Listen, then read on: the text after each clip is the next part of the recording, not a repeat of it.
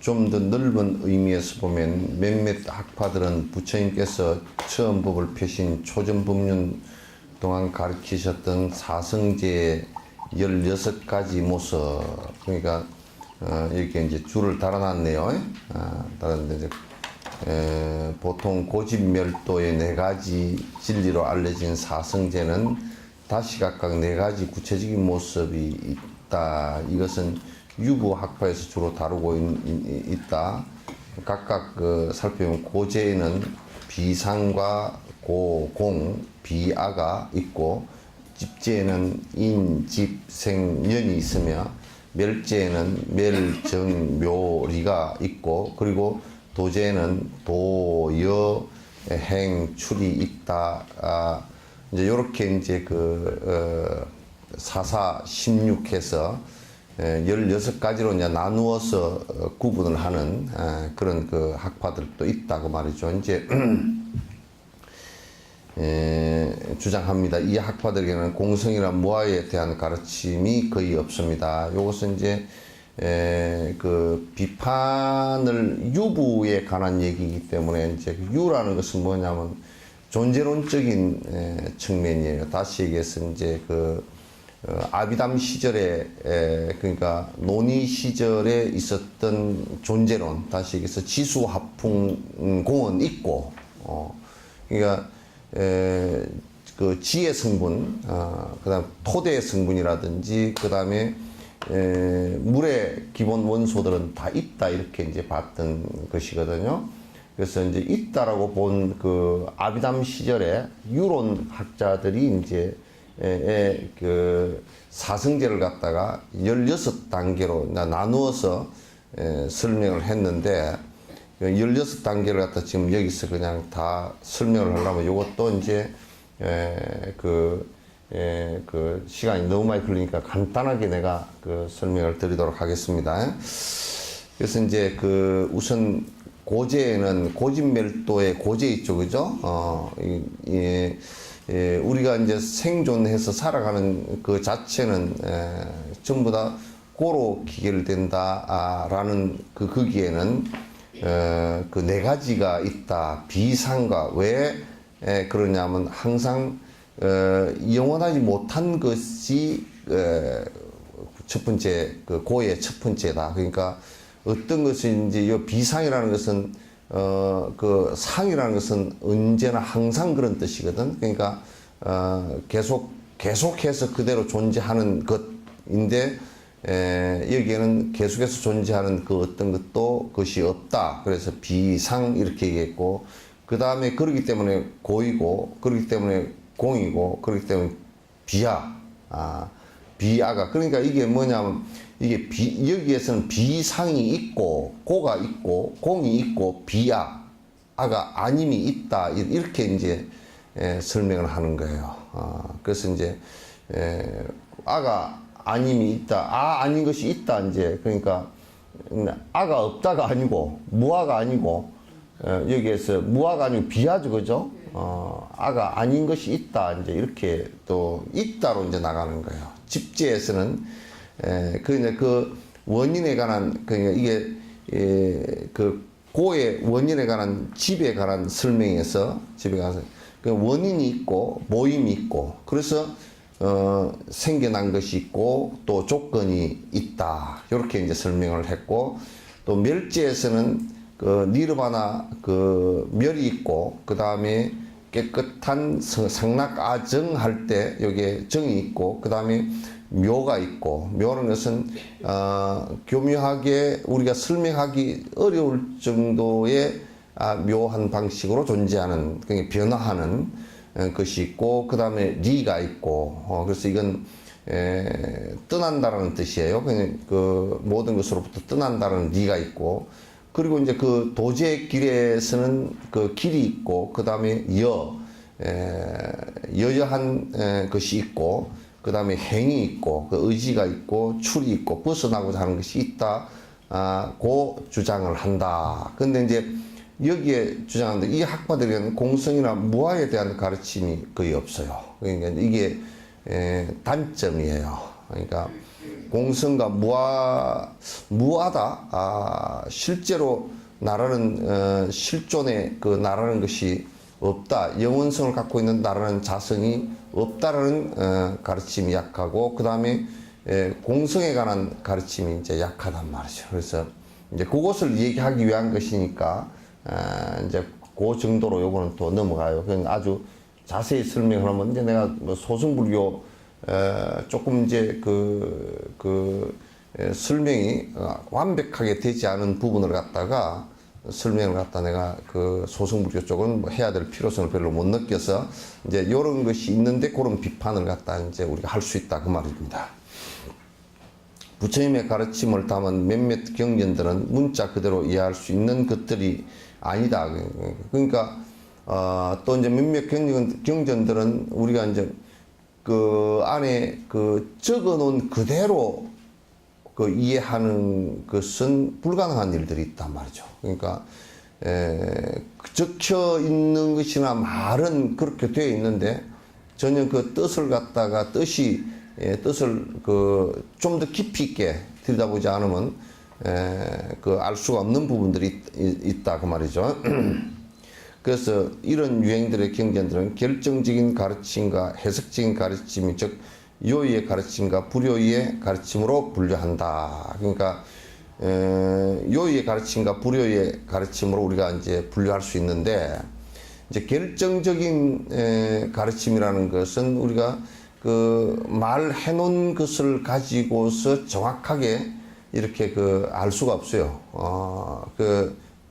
특히 이제 금강성이라든지 또 이런 부분들은 그냥 글로나 말을 가지고서 이해가 안 되는 부분이 많아서 또 체험할 수 있는 부분이 굉장히 우리가 실제로 한 사람 한 사람의 이끌음으로써 이끌어져야 되지 그렇지 않고서는 굉장히 어려운 점이 많아서 우리가 그냥 관념적 이해로나 이런 것은 되기가 대단히 어려운 부분이 있습니다. 그래서 우리가 이제 관념적으로 이해할 수 있는 부분을 갖다 우리 현교라 그렇게 얘기해요. 그래서 드러내서 이제 설명을 하면 그건 그렇구나라고 이해할 수 있는 부분이 있지만 그러나 아주 깊숙이 이해할 수 없는 부분도 대단히 많단 말이죠. 그래서 그거는 이제 글로 표현을 갖다 해놨는데 글로 표현 가지고서는 전혀 감도 못 잡는 일들이 이제 너무 많다 그 말이죠. 그래서 그거는 이제 이해할 수 있는 부분은 요의이고 그 뜻을 이해할 수 있고 또 불요의라는 것은 그 뜻을 전혀 우리가 말을 들어가지고서는 이해할 수 없는 부분이 있다. 그러냐. 여기에 이제 요 참 질문을 누가 하신 분이 하는데 요 얘가 참 되겠네요. 여기에 이제 우리 이제 이 염송에 서문염송이 아니고 이게 서문염송에도 일본 여기에 나와 있습니다. 우리 이제 시다림문에 나와 있는 그 개송 중에 하나거든요. 오도송입니다. 오도송인데 여기 뭐냐면 유안석인 제하루하니 유안석인이야. 눈 있는 그 돌사람, 그러니까 눈 있는 돌사람, 돌로 만든 사람이란 뜻이에요. 그러니까 석인이 돌로 조각해 놓은 사람. 그런데 눈 있는 돌사람이 가능해요? 가능하지 않죠, 그죠? 가능하지 않단 말이에요. 그럼 이게 글로서 이해하려고 하면 눈 있는 돌사람이 뭐야? 이렇게 된다고.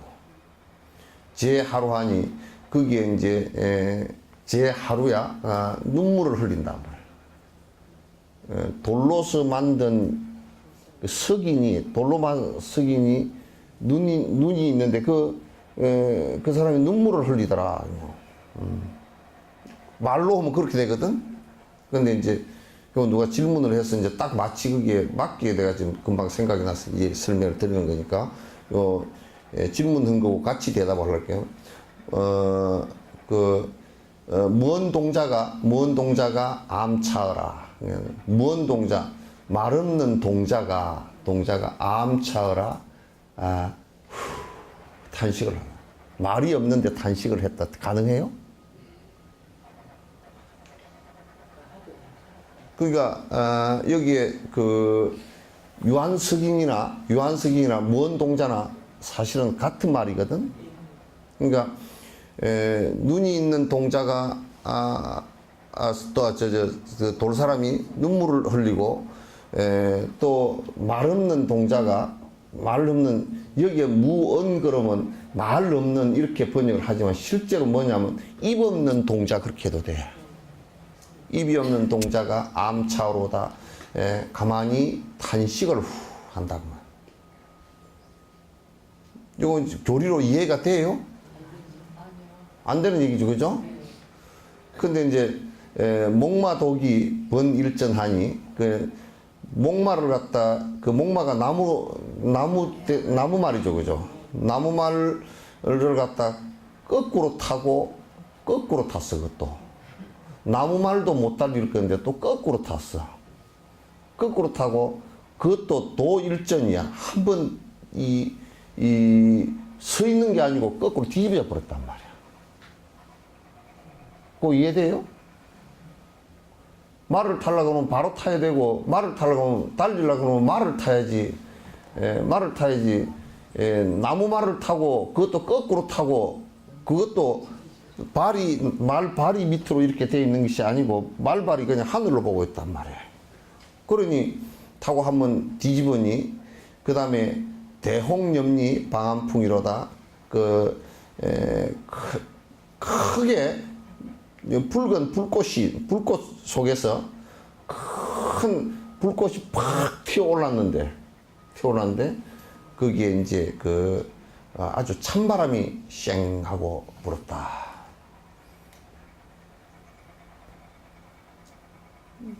지금 이걸 갖다 나보고 설명을 하라 그래놨어.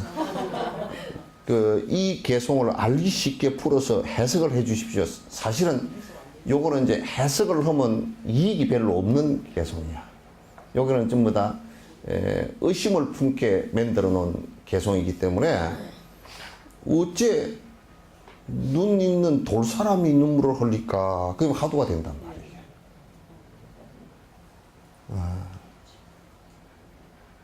그 화두가 이거는 이제 생각을 갖다 확 멈추게 만들려고 이제 해놓은 건데 이제 해석을 해버리면 별로 도움이 안 돼. 그래서 요런 부분은 뭐냐면 방편 가운데서도 교학적으로 해석을 해서 이해할 수 있는 방법이 아니에요.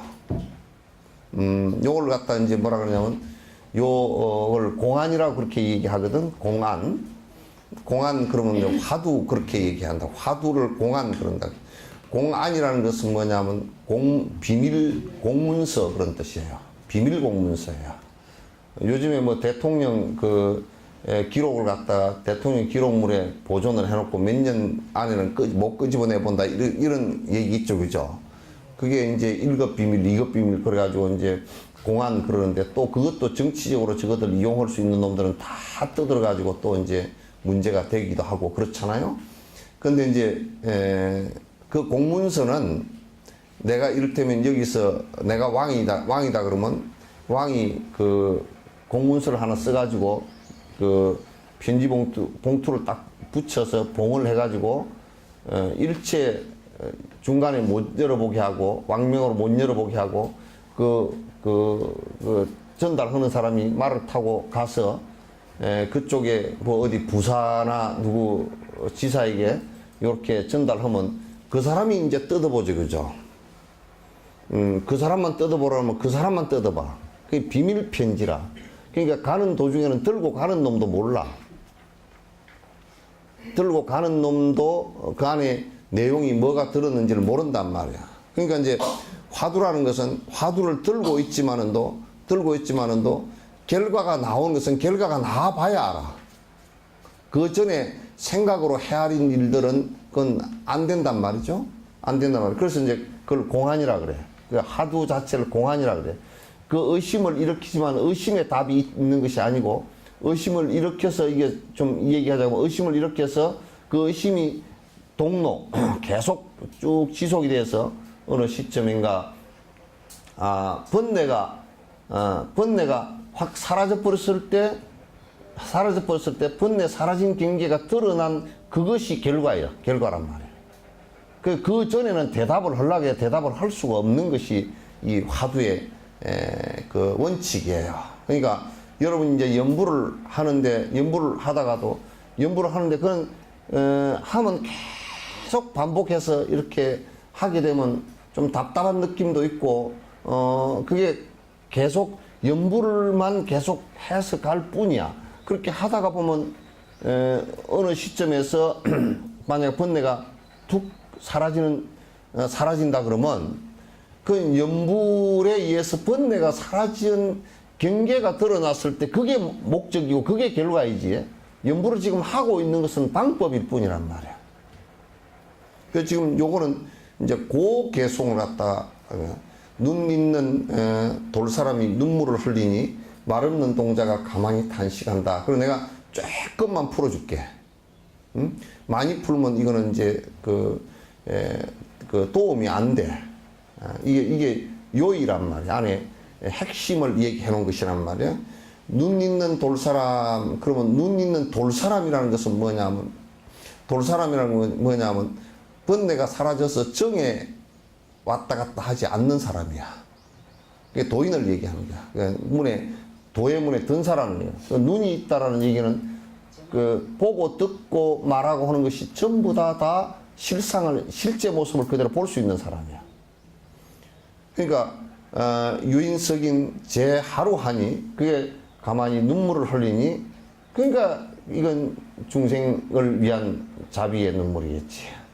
이제 그러나 그렇게 이제 풀면 또 문제가 생길 수가 있어. 그래서 유한석인 제 하루하니 요것 자체가 일체 중생을 위해서 번뇌가 다 사라진 사람이 중생을 위하니 그런 뜻도 된단 말이야. 무언동자가 암차별이다. 무언동자는 또 뭐냐면 모든 법이라는 것은 그 말 없이 말하기 전에 이미 깨달음을 이룬 사람들은 있는 그대로가 사실 실상이야. 있는 그대로가 사실이란 말이야. 그 따로 뭐가 있는 것이 아니고. 그래서 무언동자는 암차라 한숨을 쉬도다 할 말이 없다 그 말이야. 할 말이 없다. 목마를 거꾸로 타고 또 한번 뒤집어 버리니 요거는 이제 그 경계를 얘기한 거야. 그 일체 목마를 거꾸로 타. 지금 우리가 살고 있는 번뇌망상의 이런 것들은 전부 처음에 시작한 게 근본 무명으로부터 시작을 해서 지금 우리가 생각하고 있는 것이 전부 다가 고통의 원인이야. 그게 무명, 어두운 내 이기심으로 전부 다 살아가는 거야. 100% 그렇게 살아. 그걸 완벽하게 뒤집어 엎어버리지 않고서는, 이것은 뒤집어 엎어버렸으니 이제 그런 그 중생심으로 살아가는 것은 하나도 없으니 그런 뜻이에요. 그러니, 아무리 큰 불꽃 속에서도, 일체 중생의 번뇌 속에서도 한 가닥 방한풍이라 찬바람이, 에어컨 바람이 샥 한 번 들더라. 이미 그 번뇌가 단 경계가 번뇌 속에, 중생의 번뇌 속에서 있지만, 요거는 이제 번뇌 속에 있지만은 다 찬바람이 한번 시원한 바람이 쑥 지나간다. 이제 깨달음 경계에서 깨달은 상황을 설명을 한 거란 말이에요. 그렇게 이제 설명을 하자 그러면 이제 그렇게 그 정도 이상 설명을 하면 전혀 도움이 안 돼. 설명을 자세하게 해버릴 수도 있지만은도 요거는 목적이 일체면 나무아미타불을 하면 나무 자는 무슨 자고 뭔 자고 사실 그렇게 얘기할 것도 없어. 나무아미타불 했을 때 거기에 마음을 집중하는 것을 그냥 하면 돼. 아미타불이 무슨 뭔데 뭘 어쩌고 저쩌고 그런 얘기를 갖다 사실은 거기다 자족을 자꾸 붙이게 되면 정신 집중이 안 돼서 오히려 목적하는 바가 달성이 안 돼요. 안 되니까 그러면 이제 나무 아미타불 이를테면 관세음보살 그러면 관세음보살 그렇게 계속 집중, 그거는 핵심이 집중하는 데 있다고. 집중하는 데 있어. 그와 같이 이제 이게 그 요의와 불요의가, 요의는 우리가 그 설명을 해서 알 수 있는 내용들이에요. 그러니까 설명을 해서 알 수 있는 내용들이고, 대다수가. 불요이라 그러면 설명을 통해서는 알기가 어려운 부분들이에요. 물론 글이 있어요. 글은 뭐 이를테면 정강명이 밝으니, 부처님 빛이 밝으니, 또는 비로자나불이 어쩌니, 그런 얘기들이 있지만은 그게 뭔지 아나? 모르잖아. 실제로 내가 본 적이 없고 만져본 적도 없고 실제로 본 적이 없잖아. 그죠? 그건 모른단 말이에요. 그거는 뭐냐면 그냥 우리 생각으로 하는 거야. 그냥. 그 뭐 비로자나 부처님이 계신데 뭐 이런 식으로 생각으로 이제 대충 아는 것이거든. 그건 이제 생각으로 알았다고 해서 그게 실제로 그러면 알아진 것이냐면 실제로 알아진 것은 아니잖아요. 그죠? 실제로 알아진 것은 아니란 말이야. 그래서 우리가 이를테면 밥을 먹는 것이 참 옳은 일이야 하고 그 생각으로는 알았다 순치더라도 밥을 먹지 않았을 때는 배가 고픈 것과 똑같은 것이다.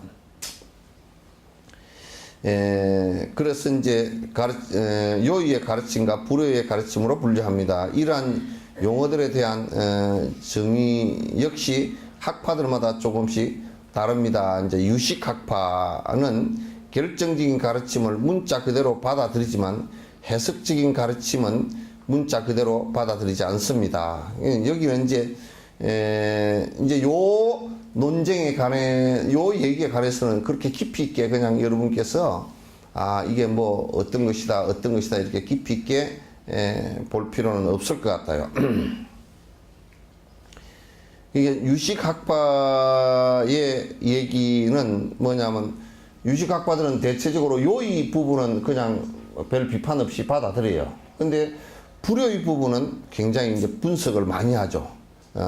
분석을 많이 합니다. 자립논정 중간학파에서는 기류논정과 자립논정 두 학파가 있어요. 중간학파의 두 학파입니다. 요 학파인데 요것도 이제 그 자립논정과 기류논정 이것도 여러분이 꼭 그렇게 막 세밀하게 분류해서 공부할 필요는 없습니다. 그래서 이제 자립논정 중간학파는 결정적인 가르침의 문자 그대로 받아들일 수 있는 궁극적 진리로 인정하고 직접적인 논의의 대상으로 삼습니다. 자립논정파에서는 이게 지금 공성이라든지 또는 그 정강명이라든지 그러니까 깨달음이라든지 이런 것을 갖다 직접적인 그 논의의 대상으로 삼는다. 그러니까 이게 이제 공성학파의 공성학파가 크게 발전을 한 거예요. 그러니까 실제 진지에 관해서, 다시 얘기해서 깨달음의 세계에 관해서 아주 직접적으로 이것 자체를 갖다 논의의 대상으로 삼은 거예요. 진지라는 것은 어떤 것인가 하고 논의의 대상으로 삼았는데, 이제 그런 논의의 대상으로 삼은 것이 용수보살의 그 중론 같은 경우가 직접 그 논의의 대상으로 삼은 것임을 우리가 이제 알 수가 있습니다. 이외의 모든 부처님의 가르침은 해석적인 가르침으로 분류합니다. 이제 그 외에 여러 가르침들이 있는데, 그런 가르침들은 대체적으로 이제 현교, 다시 해석적인 가르침이다. 그러니까 부처님께서 이제 본질적인 얘기를 하실 때는 굉장히 파워풀하고 단순하게 하십니다. 아주 파워풀하고 단순하게 하시고, 또 해석적으로 얘기했을 때는 아주 분석적으로 세밀하게 이제 하세요. 그러니까 그 두 가지가 다 사실은 그 겸비가 돼야 되거든. 그래서 이제 해석만 자꾸 하면 관념적으로만 넘어가 버리면, 교학을 중심으로 하는 그 수행자들은 자꾸 이제 분석적으로만 자꾸 나가게 되고, 또 이제 그 본질적인 것만 갖고서 자꾸 하는 학자들은 수행자들은 또 이제 너무 단순하게만 얘기해서 안 된단 말이에요. 두 가지가 다 갖추어져야 돼요. 이제 궁극적인 진리인 미세한 공성을 확인하기 위해서는 공성에 대한 주제를 허물 없이 드러내고 있는 경전과 논서들을 갖다 잘 보고 따라야 됩니다. 그러니까 공성에 관한 것을 갖다가 이제 이 사실 공성에 관한 논의 자체가 아주 궁극적인 논의거든요. 그러니까 그 부처님께서도 이 논의를 갖다가 21년 동안을 갖다가 법문을 하셨어요. 요 논의자 공성에 관한 논의 자체를 21년 동안 굉장히 오랫동안 이제 그 말씀을 하셨죠. 말씀을 하셔가지고 부수가 600부가 넘는 경전들을 갖다가 말씀을 하셨거든요. 그래서 용수보살 같은 이도 이 기류논증과 자리논증 학파의 모든 학파들이 이 유식학파는 공성에 대한 그 직접적인 논의를 갖다 잘 못합니다. 그런데 뭐냐면 우리 인간의 심리적 현상이 어떻다, 또는 그 지수합풍이 어떻게 존재한다, 이런 것에 대한 분석은 아주 유식학파의 분석이 대단합니다. 분석해놓은 논서들이 뭐 한 사람이 분석해놓은 게 80건 막 100건 그렇습니다. 대단히 분석을 심하게 하는데, 그러나 이제 그 대성에 이게 이제 공성학파, 중간학파로 넘어오면서는 이게 이제 공성 자체에 대한 직접적인 논의를 갖다가 이제 시작해서 거기에 대한 그 주석이 많이 나오죠. 그래서 이제 경전들과 논서들을 잘 따르는 것이 옳습니다. 결국 경전은 해석을 필요하는지 아니면 결정적인 내용인지에 따라서 적절하게 이해해야 됩니다. 그러니까 경전을 볼 때 요거는 우리가 이해할 내용이구나 라는 것과, 요거는 바로 부처님께서 그냥 아주 직설적으로 하신 말씀이라서 이거는 그 이해와 해석보다는 직접적으로 이렇게 그 자기가 받아들이는 이런 내용들도 있단 말이에요. 그러니까 그런 내용들에 관해서는 이렇게 밑에 분석적인 해석이 이해가 잘 되고 나면, 그럼 본질적인 것은 그냥 본과 동시에 알아챌 수 있는 내용들이 되면 더 좋겠지만은, 이제 그렇지 않을 경우에도 그건 사실 그대로 좀 있는 그대로 부처님께서 직접 말씀하시는 있는 그대로 받아들일 수 있는 자세가 좀 필요하다, 그런 얘기예요.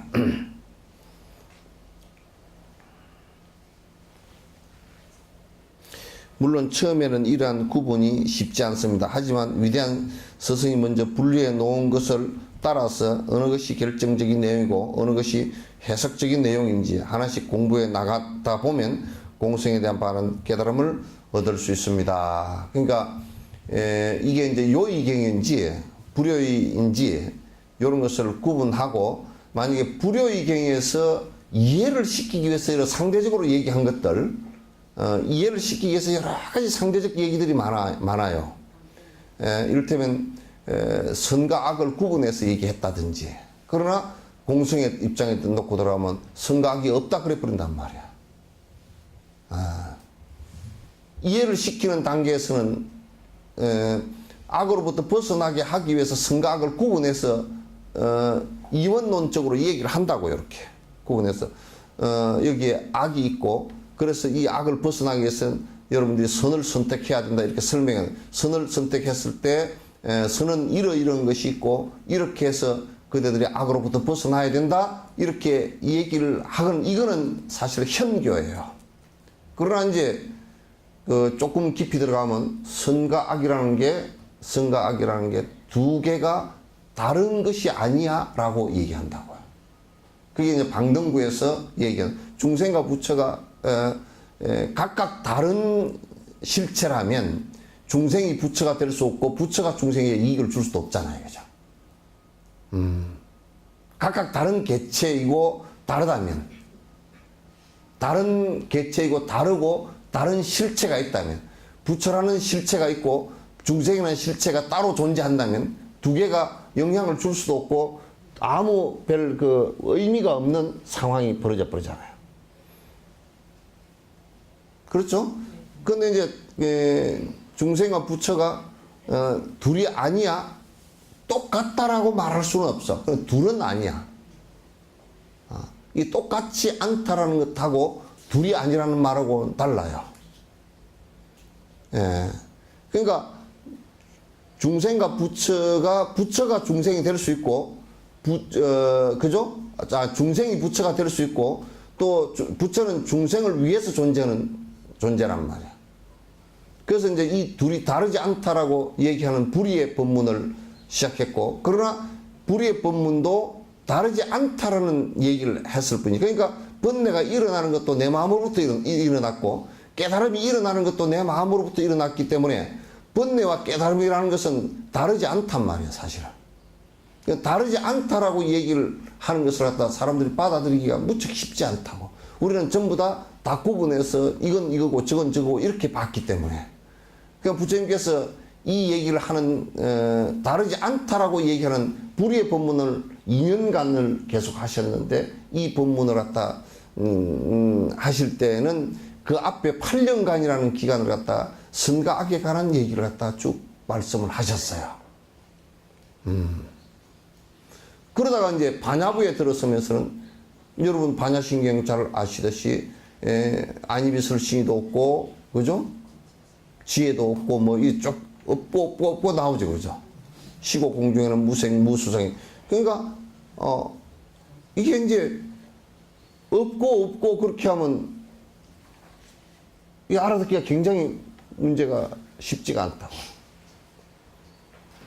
그래서 부처님께서 반야부에서 거듭 계속 이제 이것을 갖다 말씀을 갖다 하시면서 반야신경 같은 경우는 사실상 해석을 이렇게 하는 것보다는 물론 이해를 못해서 해석을 하지만 있는 그대로 사실 관찰해 볼 수 있다 그러면 대단히 좋아요.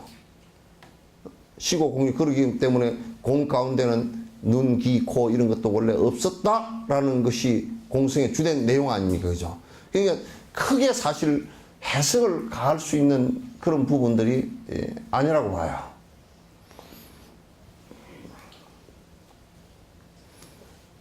그래서 까밀라 신라께서는 결정적인 경쟁인 요의 경전과 해석적인 경전인 불의 경전을 모두 함께 공부하는 것이 중요하다고 말씀을 하셨습니다. 그러니까 이제 불의 경전을 갖다가 보지 않고 요의 경전 쪽으로만 한국은 자꾸 보려고 그런단 말이야. 그래서 이제 뭐 원각경이라든지 이런 또 화엄경이라든지 또는 선구라든지 선어록이라든지 이런 쪽만 보려고 그러니까 불의 쪽에 대한 것이 굉장히 취약해. 그래서 설명을 하는데도 틀리게 하기가 쉽고 또 이제 굉장히 사상 누각이 돼서 아까 여기에 뭐 석인이 뭐 이게 눈물을 흘리니 눈 있는 석인이 눈물을 흘리니 이런 얘기를 바로 직접적으로 하면 알아들을 수 있는 사람이 아무도 없잖아요, 그죠? 없단 말이야. 알아듣는다는 것은 안에 내용을 정확하게 파악하는 것도 알아듣는 일이지만 그게 무엇 때문에 그렇게 되는 것조차도 잘 모른단 말이야. 그런 이제 문제가 심각해진단 말이죠. 이제 본문은 지와 간을 위한 일반적인 준비사항에 대해 말하고 있습니다. 이제 지관을 사마타 수행과 비파사나 수행을 이제 본 수행에 들어갔을 때 어떻게 우선 본 수행에 지관 수행에 들어갈 때 어떻게 예비 수행을 할 것인가, 갖출 것이 뭐가 있는가라는 거예요. 요가 수행자는 이제 말할 것도 없이 이게 요가 수행자 그냥 지간 수행하는 것 자체, 수행하는 불교에 출가해서 수행하는 자체를 전부 다 요가 수행이라고 합니다.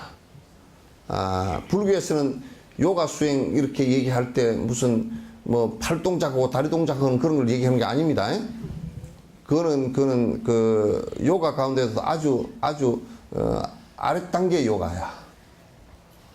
아랫 단계의 요가란 말이에요. 그러니까 그건 결국 몸을 갖고서 장난을 치는 것이기 때문에 아무리 그렇게 하더라도 건강에 조금 도움되거나 그런 정도이지 실제적으로 거기에서 무슨 깨침이 오거나 그런 것은 하나도 없어요. 없는데 단지 이제 그런 것이 조금 이제 수행하는데 정신적 수행에서 번뇌를 갖다 드러내는데 뭐 도움이 좀 된다 그러면 조금 할 필요는 있어도 건강을 위해서는 좀 할 필요가 있어도 실제 여기 요가 수행자라고 하는 것은 무상요가예요. 그러니까 다시 얘기해서 정신적 해탈을 갖다가 구가하는 요가 수행자를 얘기하는 거예요. 요가 수행자는 언제나 생선과 고기 등을 피하고 가까이 하지 않으며 수행자에게 맞는 적당한 음식을 먹어야 합니다. 이게 이제 음식을 먹는 거예요. 그냥 다시 얘기해서 수행자 요가 수행에 들어갈 때는 첫 번째 자기가 아니 이제 이 성녀 전반이나 출가 전반이라든지 또는 그 제가자 전반도 역시 마찬가지예요. 그러니까 첫 번째 고기를 먹지 말아야 될 것은 직접 잡아서 먹는 고기예요. 그건 이제 먹지 말아야 돼요. 그건 인과가 분명히 생기고 여러분도 이거는 아주 꼭 명심을 해야 돼야 될 그런 내용이고, 그 다음에 이제 누구 보고 잡아달라고 해가지고 먹는 고기, 그것도 안 되고, 그 다음에 이제 병들어서 죽은 고기, 그것도 안 되고, 그래서 이제 여기에서 그 고기 같은 것을 갖다 좀 삼가하라라고 한 것은 명상 수행을 하면서 이제 소화가 잘 안 되는 것들을 갖다 많이 먹거나 그랬을 경우 굉장히 혼침이 잠이 많이 오거나 또 이제 그 소화가 안 돼서 앉아 있기가 거북살스럽거나 그래서 이제 굉장히 수행하는데 도움이 안 되기 때문에 그래요. 그러나 이제 이게 이 요가 명상 지관 수행을 할 때 너무 극단적으로 고기를 안 먹었을 경우에 영양 결핍이 되게 하는 것은 또 옳지 않아요. 그래서 이제 아까 얘기한 율장에서 얘기한 삼정욕, 삼부정욕, 직접 살생하거나 직접 잡아달라고 했거나 또는 병들어 죽은 것이거나 이것을 갖다가 먹지 않는 것이 수행하는데 많은 가벼움을 준다. 이제 그런 얘기예요. 적당한 음식을 먹는 것이 중요하다. 그래서 이제 요거는 이제 그 명상에서 이제 토굴 수행을 하거나 무궁한 수행을 할 때 이제 본인의 적절한 몸의 상태에 따라서 이렇게 조절하는 게 좋습니다. 그러니까 몸의 상태에 따라서 이제 어떤 사람은 극단적으로 음식을 갖다가 줄여버림으로써 체력이 되지 않아서 또 병이 나서 못하는 경우도 있고, 어떤 사람은 또 너무 편하게 많이 먹어서 문제가 되는 경우도 있으니까 자기 양에 적절하게 잘 맞춰서 몸이 컨트롤 될 수 있게끔 혼침에 크게 빠지지 않고 그렇게 될 수 있게끔 이제 해 나가는 것이 중요합니다. 수행자들은 육체적인 건강을 잘 유지하는 것이 중요하다. 그래서 이제 채식을 한다 그래서 채식만을 능사로 삼아서 건강을 해친다 그러면 그건 문제가 있어요. 또 이제 육식만을 고집을 해서 너무 몸이 뭐 뚱뚱해졌다든지 혼침이 온다든지 그래도 문제가 있죠. 그죠? 그래서 건강 상태를 잘 적절하게 잘 유지를 해주는데 그것은 조금 어느 부분이 부족하면 어느 부분을 보충하고 하는 것은 잘 조절하는 것이 매우 중요합니다. 그래서 자기가 음식 관계에서 고집을 계속 부려버리는 것은 그렇게 현명한 방법이 아니에요.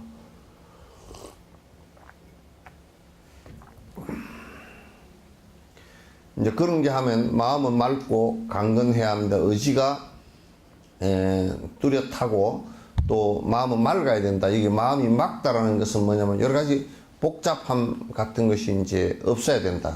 이 또한 육체적인 건강에 도움이 됩니다. 따라서 생선이나 고기, 마늘, 파 등 오신채 있죠, 그죠? 오신채 등도 이제 요걸 사마타 수행을 할 때 이걸 조절하는 이유가 있습니다. 근데 이것도 이제 이를테면 오신체 등이 그 정욕을 일으킬 수 있는 것이 있어요. 그래서 이제 본인이 컨트롤을 해봐서 정욕이 일어나면 그거는 좀 줄이는 게 좋습니다. 그건 줄이는 게 좋고, 그렇지 않으면 몸에 또 기운이 잘 안 돌고 저 혈액이 잘 안 돌고 그러면 그 먹어주는 것도 괜찮고요. 그래서 이거는 이제 본인이 잘 적절하게 잘 파악을 하는 것이 매우 중요합니다. 수행 중에는 수행에 도움이 되고 소화에 무리가 없는 적절한 음식을 먹는 것이 좋습니다. 그래서 이게 사마타 수행을 하는데, 사마타 수행에 너무 기름진 걸 먹거나 너무 양을 많이 먹거나 또는 너무 자주 먹거나 또는 너무 띄엄띄엄 먹거나 그래서 그 문제가 생기면 안 된다고 그래요. 그러니까 요건 뭐냐면, 첫 번째는 그 인과가 없이 공부를 해야 된다는 거예요. 그래서 살생을 하거나 그런 걸 하면서 우리가 이를테면 제사를 지내기 위해서 닭을 한 마리 잡았다는 것은 제사 안 지내는 게 훨씬 낫겠죠, 그죠? 남의 생명을 죽여서 제사를 지낼 수는 없잖아요. 그죠? 괜찮아요? 그러니까 그 팔순잔치를 하면서 돼지를 한 마리 잡았다고, 돼지를 살리해 주는 것이 팔순잔치죠, 그죠? 내 좋은 이 세상에 태어난 날 다른 목숨은 죽어야 된다 그러면 그건 별로 재미가 없는 거잖아요. 그러니까 인가가 없이 하라 그 말이에요. 그리고 그 몸을 잘 컨트롤하라. 여기에 주 요점 요체가 있어요. 주된 요체가 있어요. 그래서 그 어떤 사람은 막 그냥 단식을 하거나 어떤 사람은 생식을 하고 그러면서 몸이 그냥 문제가 생겨가지고 공부를 못한다 그러면 그건 오히려 더 문제가 되죠, 그죠? 그렇게는 하지 말라. 극단적인 상황으로 이 몸을 갖다 몰고 가지 말라. 몸은 극단적인 상황으로 몰고 가가지고는 절대 되는 것이 아니에요.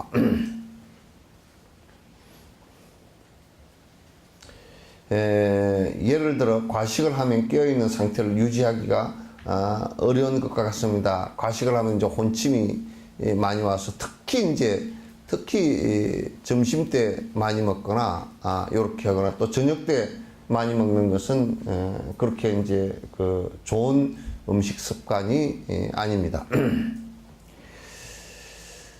그렇게 보살은 지와 간의 모든 자량을 쌓음으로써 수행에 들어가야 합니다. 그래서 보살은 지관의 자량이라는 것은 예비 수행이죠, 그죠? 예비 수행을 갖다 잘 쌓을 필요가 있다. 수행 중에는 밤의 처음과 밤의 마지막에 잠을 자지 않는 수행이 있습니다. 밤의 처음이 뭐야? 네? 번역이 밤의 처음이라는, 이게 우리나라 말이 그런 말이 있어요? 수행적에는 초저녁과 밤의 마지막은 뭐야? 그냥 그것이 기억이 알아듣네. 그러니까 이제 초저녁에 자지 않고 일찍 일어난다 그 말이에요. 새벽에 일찍 일어나서 있습니다. 이러한 수행을 할 때는 한밤중에 잠을 자는 동안 응념의 상태에서 적절한 자세를 유지를 하는 것이 좋다. 그러니까 초저녁에 잠을 꼭 자지고, 초저녁이라는 것은 보통 그 9시 정도까지 이렇게 이제 자지 않고, 그게 이제 보통 절 생활의 기본 패턴은 지금 이렇게 다 맞춰져 있어요. 초저녁에 자지 않고 그 다음에 새벽에 일찍 일어나고 하는 것은 요 수행생활 패턴으로 전부 다 맞춰 놓은 것이에요. 놓은 것이고, 그래서 이제 한밤중에 잠을 자는 동안에도 응념의 상태에서 적절한 자세를 유지합니다. 그러니까 잠을 잘 때도 잠자기 전까지, 그지? 잠자기 전까지 자기가 지금 사마타행을 하는 거기에 집중해 있어야 되고, 그럼 만약에 그렇게 돼서 잠을 그대로 든다면 그 다음에 잠들어서 꿈도 그렇게 진행되어지고, 깨어났을 때도 그대로 또 연결된단 말이죠. 옥념의 상태라는 것이 저기 이제 그 화두를 들으면 화두를 놓치지 않는다 그 말이에요. 집중하는 상태. 집중한 상태로. 그래서 이제 잘 때 자기 전까지 집중 상태가 돼 있다가 그러면 우리가 잠을 안 자고 뭐 계속 하는 거냐면 그게 아니고 잠은 인간의 완벽하게 다 부처님 경지가 되기 전까지는 잠을 자주 하는 게 맞아요. 그래서 자는데 꿈 속에 혹시 그 밤에 꿈 속에 나타난 게 사실 망상이거든. 근데 그 망상이 나타나도 하도 전 꿈이 나타나거나 연불 하는 꿈이 지금 내가 간세보살 하고 잤으면 그 밤에 꿈에서도 간세보살 하고 있고 깨서 눈 딱 뜨니까 또 간세보살이야. 요렇게 되도록 해야 된다. 이제 여러분 저녁에 이제 기도를 합니다. 간세보살 기도하고 이제 그만하자. 그리고 아이고 내일 아침에 뭐 해 먹을까. 요렇게 돼버리자는 거죠. 그래서 저녁에 막 이제 이런저런 생각 다 하다가 자는데 꿈 꿨는데 또 실컷 쫓겨다니다가 아침에 일어나니까 또 눈뜨기 싫어가지고 오늘 내가 출근을 해야 되나 말아야 되나 이렇게 이제 막 하다가 이게 우리가 이제 그 앉았을 때도 낮에 이제 그 자기 전에 기도를 할 때도 생각이 이제 딴 생각으로 많이 왔다 갔다 하던 것이 결국 딴 생각으로 많이 왔다 갔다 하던 것을 기도하면서 그 정진하면서 주력하면서 그 주력 이제 기도 끝났다고 여기 또 뭐 딱 나오니까 거기서 이제 그냥 그 왔다 갔다 했던 생각이 다 튀어나오는 거예요.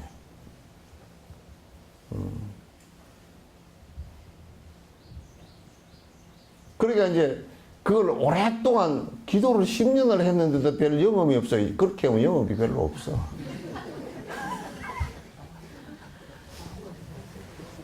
별 영험이 없어.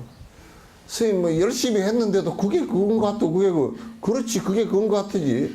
맨날 뒤섞여서 기도할 때도 여러분은 오롯이 우리가 발언을 하고 참여를 하고 발언을 하고 그렇게 이제 하고 지금 주력을 해서 이제 하잖아요. 근데 할 때도 집중이 별로 안 됐잖아요, 그죠? 혼침하고 산란심 빼버리고 나면 실제 관세음보살 입으로는 한 30분 했다고 그러지만 소리를 내서 했어요. 남이 들으면 한 거야. 근데 지 마음속에서는 관세음보살, 김치보살 무슨 이게 그냥 수없이 왔다리 갔다리 이리저리 해가지고 이게 산만해. 실제 그렇다고, 그죠? 안 그래? 그러니까 별로 된 게 없다니까.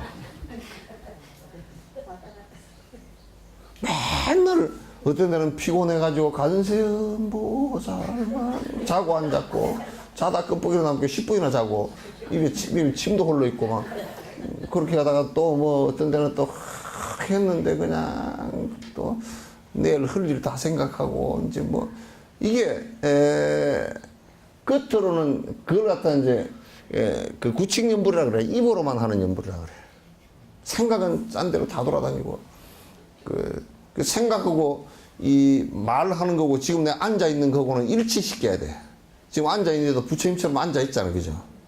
이거하고 지금 관세음보살 부르니까 관세음보살 요 명호하고 요 생각도 관세음보살 명호로 딱 이게 일치가 되어야 그게 쭉 그게 일치가 돼서 이어져야 이게 사마타가 일어나는데 그렇게 안 되고 계속 왔다리 갔다리 생각 따로 입 따로 그 다음에 줄이가 틀려서 줄이 다 따로 전부 다 따로따로 막 왔다리 갔다리 하다가 그 이제 허기는 1년에 365일이니까 360번쯤 했는데 이 조밀함이라는 집중되는 것이 약하니까 실제 얻는 효과는 대단히 약해.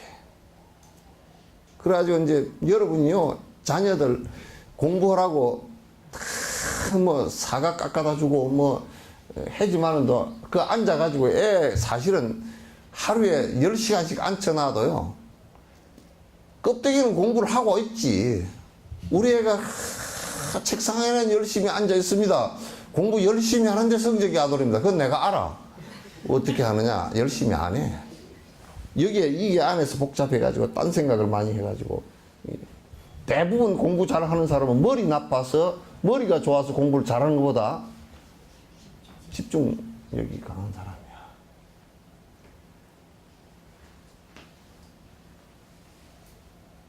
특히 한국에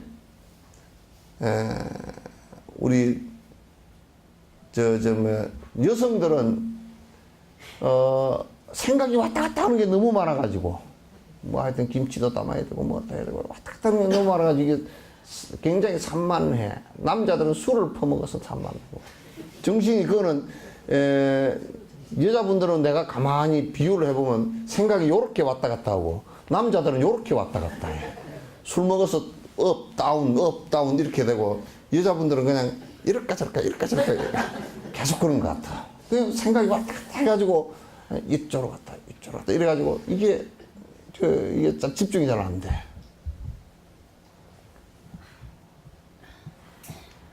그래서 그걸 뭐 깨가 많다 그러는데 그런 깨는 사실상 참깨보다 못해. 참깨는 그게 얼마나 고소한데.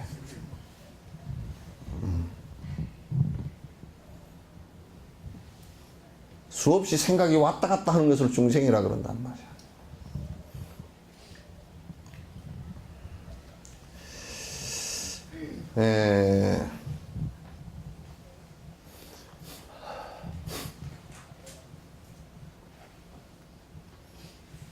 채식만으로도 영양 섭취가 충분하다면 그렇게 하는 것이 아주 좋은 삶의 방식입니다. 채식만으로 그게 가능하다면 그렇게 해도 괜찮다. 그런데 그거는 그 채식을 해서 이렇게 그 영양 상태를 갖다 조절하려 그러면요, 수행하는데 정말 옆에서 그 채식의 영양상 그걸 분석을 잘 해서 잘 해줘야 됩니다. 그냥 채식한다 그래서 그냥 아무렇게나 풀 먹고 그냥 그 쌀만 먹고 이렇게 한다고 해서 되는 게 아니에요. 그래서 그때 아주 옆에서 그 컨트롤을 잘 음식을 가지고 칼로리 계산하고 영양가 계산해가면서 잘 옆에 사실 조절을 안 해주면 몸을 갖다 아주 상해버리거든요.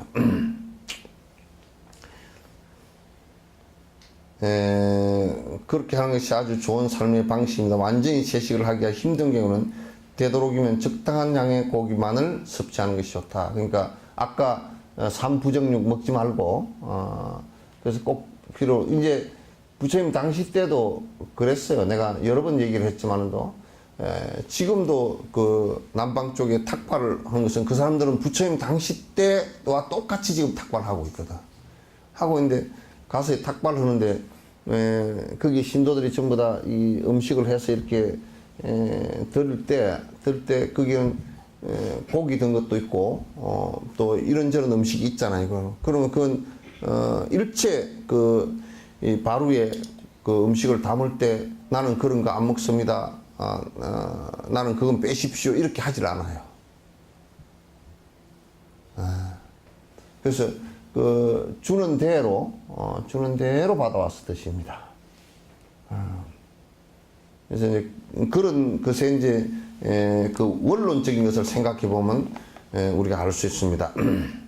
남방불교의 몇몇 학파에서도 육식을 엄격히 금하지는 않습니다. 그러니까 아까 하지만 의도적으로 동물을 도살한 고기는 금지되어 있습니다. 아까 내가 앞에 얘기한 것에 전부 다 같은 얘기입니다. 남방불교가 여러분 굉장히 채식만 하고 뭐 엄격한 것 같아도 사실 이런 부분에서 명료합니다. 대다수의 남방불교의 학파들은 부처님 당시 때 했던 그대로 지금도 그대로 행하고 있기 때문에 육식을 갖다가 뭐 전부 다 하지 마라 엄격하게 금하는 종파들은 내가 알고 있기로는 없습니다. 이제 우리나라에서 잘못 알고 자꾸 이제 그런 소리들만 해서 하는 사람들이 있어요. 이것은 자신이 먹기 위해 동물을 죽이지 않고 그 동물에 대해 잘 모르며 자신을 위해 동물을 죽였다는 의심이 없는 청정한 고기를 사용한다는 의미입니다. 그러니까 내가 먹기 위해서 도살을 했다거나 또는 이제 그 동물이 그 어떤 고기인지 지금 모르는 고기들 있죠, 그죠? 그런 고기들도 또 이제 이건 또 나를 위해서 저 고기를 죽였구나라고 짐작되어도 그런 먹어서는 안 돼요. 인과가 생겨버리니까.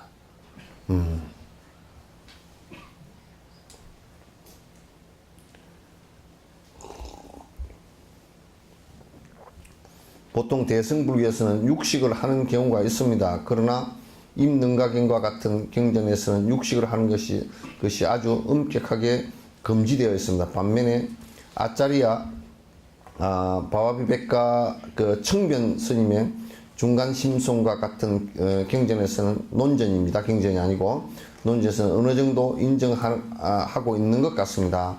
바냐바라밀과 관련한 대승경전에서도 주로 육식을 금하고 있는 것으로 보입니다. 또 세 가지 하급 밀교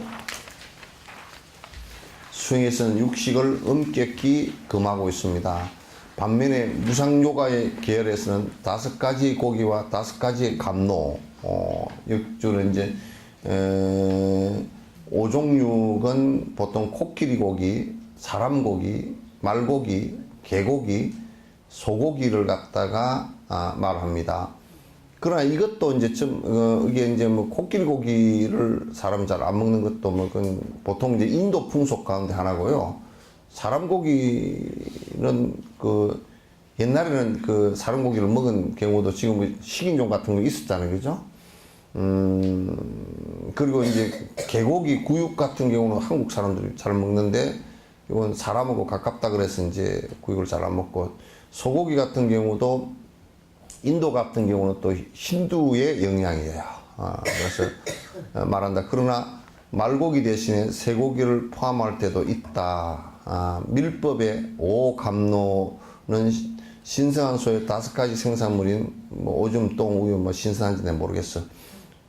우유, 버터, 커터를 말하는 오정과는 달리 오방불 중에서 보생불의 피로, 무량강불의 정액으로, 성치불의 인육으로, 부동불의 소변으로, 비로자나불의 대변으로 여기는 것을 말하며 대변, 소변, 백보리, 적보리, 골수의 5가지를 말하기도 한다. 여기까지 요 얘기는 그 우리하고 관습들이 너무 많이 틀리기 때문에 요 얘기는 그냥 이대로 두도록 하겠습니다.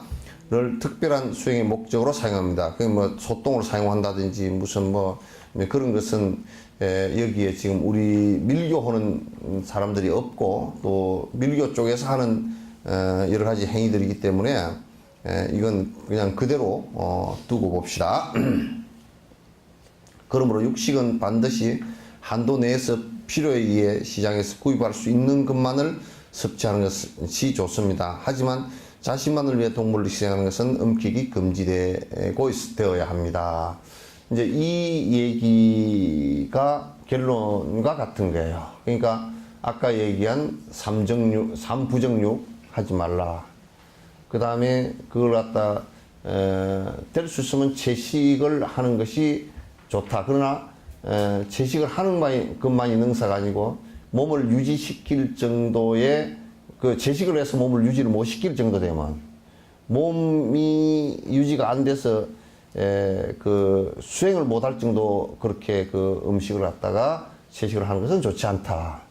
그래서 꼭 필요한 내용인데, 이를테면 그냥 우리가 그 정육점에서 무슨 쇠고기를 좀 무슨 소를 잡아가지고 좀 해주시오 이렇게 하지 말고, 그냥 필요하면 가서 꼭 지정된 데서도 하지 말고 편안하게 작은 양을 사서 몸에 약이 될 정도만 먹으라는 점.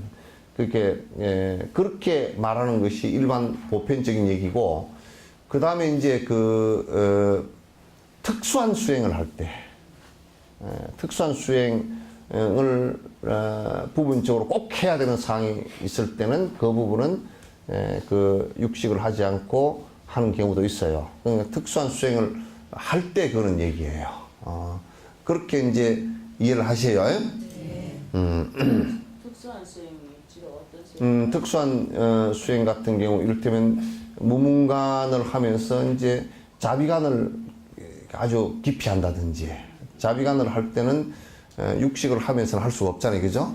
그래서 그런 걸 할 때라든지 이제 그럴 때 이게 그 수행을 깊이 해 들어갈 때는 이제 그렇게 한단 말이죠. 그러니까 그런 몇 가지, 한두 가지의 그런 수행이 있으니까 이제 그 수행을 할 때 그렇게 하는 얘기다 그러니 여기에 이제 육식 관계나 채식 관계는 중국을 들어오면서 이제 우리나라는 그냥 도교하고 이게 그 서로가 경쟁을 하면서 이제 계율 자체가 굉장히 모든 것을 뭐 이제 육식하지 마라 이런 식으로 되어 있는데 그거는 이제 그 조금 율장에나 그 이런데 보면 이제 그런 거고 조금 다르다라는 얘기를 갖다 말씀을 드립니다.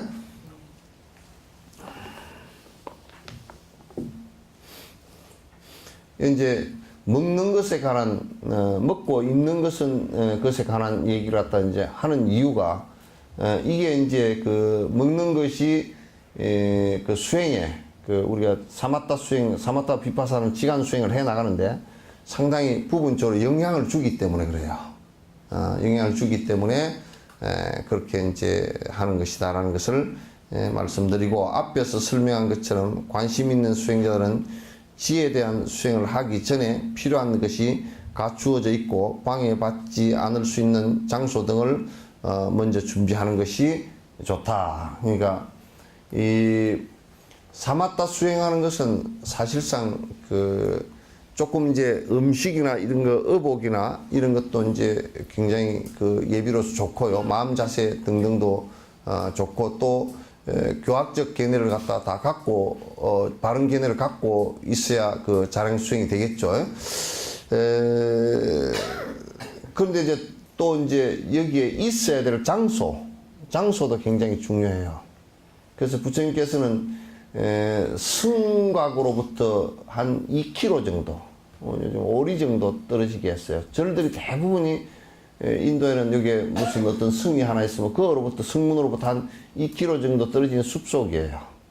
그럼 이제 소음도 안 들리고 그 다음에 이제 걸식으로 가기도 사실은 좋고요. 그래서 너무 멀리 떨어져 버리면 걸식 자체가 잘 안 되고 그 다음에 이제 숲속이 너무 위험할 수도 있고요. 그래서 이제 수행자의 그 위치 같은 것을 갖다 좀 잘 정하는 것이 좋다. 여러분도 이제 공부를 하고자 할 때는 이런 것을 참고로 잘 하시는 것이 대단히 중요합니다. 이에 요가 수행자가 수행을 할 때는 먼저 해야 할 것이 무엇이든 모두 완전히 구족해야 하는데 이제 명상을 그냥 명상만 다리만 꼬고 앉아서 할 수가 없어요. 그 방해 요인이 많으면 그건 아주 미세하고 세밀해서 경 공부하는 거 또 달라요. 경 공부하는 거 또 다르단 말이에요. 그래서 굉장히 그 이제 그 조금만 방해를 받으면 그냥 집중이 잘 안 돼요. 집중이 잘 안 되고 그렇기 때문에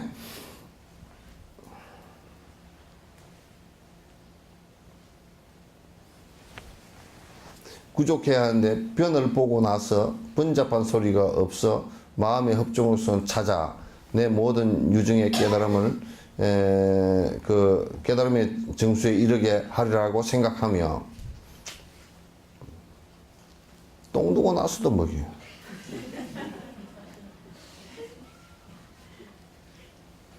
그러니까 인도에서는 이것도 그 문제가 되는 거라. 왜냐면 토굴에 거면서 똥 누는 자리를 아무 때나 똥 누면 안 되잖아. 고양이도 딱 제자리다 누는데.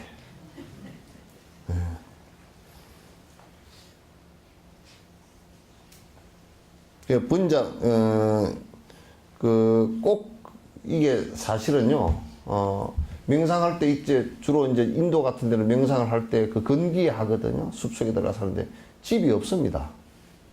이게 화장실을 따로 지어 놓고 이렇게 하질 않아요. 않고 그냥 숲속에서 그냥 하거든요. 숲속에서 나무 밑에서 그냥 해요.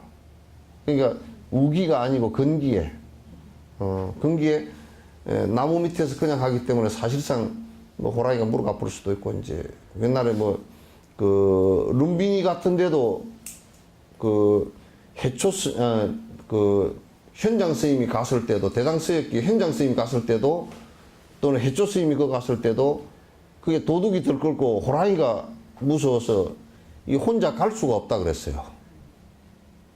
그러니까 굉장히 사실 그 인도라는 나라 지금도 그 문꽃이라는 절 거기에 뭐 얼마 전까지만 해도 그 벵갈로 호랑이 있잖아요, 그죠? 호랑이가 있었으니까 지금도 인도 같은 데는 1년에 80명 정도가 호랑이 호식이 돼요. 호랑이한테 잡혀먹는다고. 그래서 이제 그 명상하고 앉아 있을 때도 사실상 그런 위험한 같은 게 많습니다. 그래서 이제 그 바깥에서 그냥 그 배변할 때도 있단 말이에요. 다 그냥 그 일상적으로 바깥에서 배변을 하는 거예요. 그리고 이제 조용한 한적한 곳을 갖다 배변 장소와 가까이 할 필요는 없잖아요, 그죠? 그렇게 하라는 뜻이에요. 협조한 곳을 찾아 내 모든 유정을 깨달음의 정수에 깨달음에 이르게 하리라, 일체 중생을 깨달음에 이르게 하리라 라고 생각하며 일체 중생을 구경에 이르게 하겠다는 생각을 가지고서 대비심을 갖다 시연해서 대비심을 드러내서 시방에 머무시는 보살님께 오체투지를 한 다음에, 그러니까 이게 이제 불상을 안 모시고 했더라도 우리 이제 한국 토굴 같은 경우는 이제 불상을 다 모시고 하지만은 그렇게 안 모셨더라도 시방에 계신 모든 부처님께 내가 인사드립니다 하고 그 자리에서 그 자기 앉을 자리 거기에서 오체투지를 하고 이렇게 이제 그 명상에 들어가라 그 말이죠.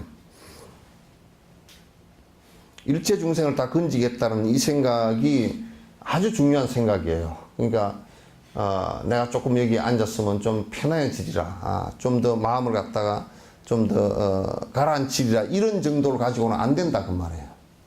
일체 중생을 건지리라 라는 생각을 갖고서 행해라. 먼저 자기 앞에 허공 중에 관상으로 불보살을 모시고 가피를 청하는 기도를 올립니다. 그러니까 먼저 이제 부처님 상을 모시지 않았고 인도 같은 경우에 숲속에서 할 때도 마찬가지고 또는 모셔 놨더라도 마찬가지예요. 여러분들 또 이제 기도를 처음에 할 때도 언제든지 앞에 이렇게 그 조용히 떠올려서 부처님께서 이게 불보살님께서 여기에 지금 와 계신다 하고 마음속으로 떠올리란 말이야. 법당에 와서 절을 할 때도 마음속으로 떠올리고 그렇게 이제 하는 것이 매우 중요해요.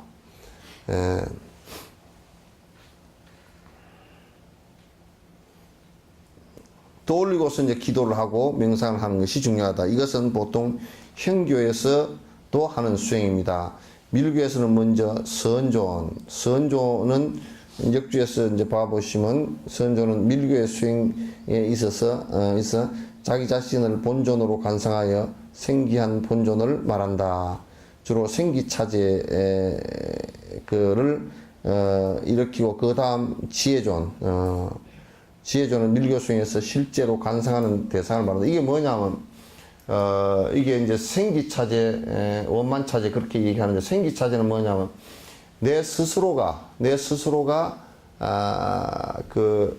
바로 그 스가모니 부처님이면 스가모니 부처님, 아미타불이면 아미타불, 또는 관세음보살이면 관세음보살로 화한다라는 생각을 갖는 거예요. 관상법이 있단 말이에요. 그래서 내가 이제 내 몸 자체가 관세음보살로 변화한다라는 생각을 갖는 거예요.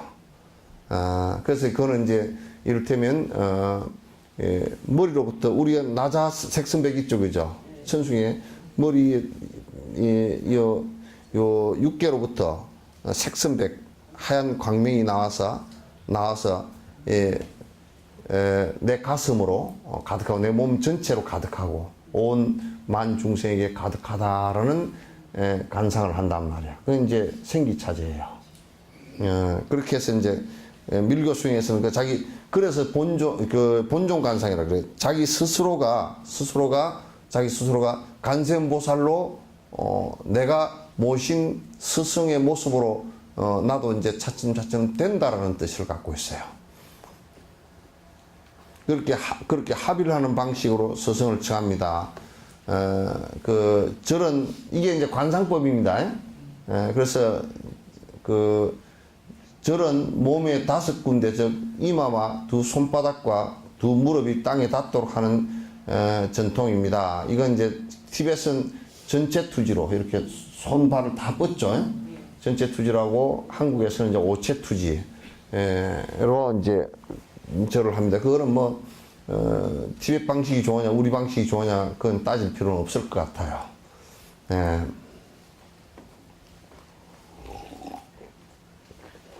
중요한 것은 기쁨으로 바르게 해야 한다는 것입니다. 뭐냐면 하면서 아이고 내가 이거 무릎이 아파 죽겠는데 내가 꼭 이걸 해야 되나 억지로 흉내내는 그런 것은 별로 의미가 하나도 없다고 말해요. 이건 내가 그 스승 앞에서 내가 그 스승과 같이 되기 위해서 몸 전체를 갖다가 참으로 깊은 마음으로 환희심을 갖고서 절을 한다 이런 생각을 갖고서 이제 하라 그 말이에요. 부처님의 신구의를 대표하는 상징물들을 단위에 배치합니다. 이게 이제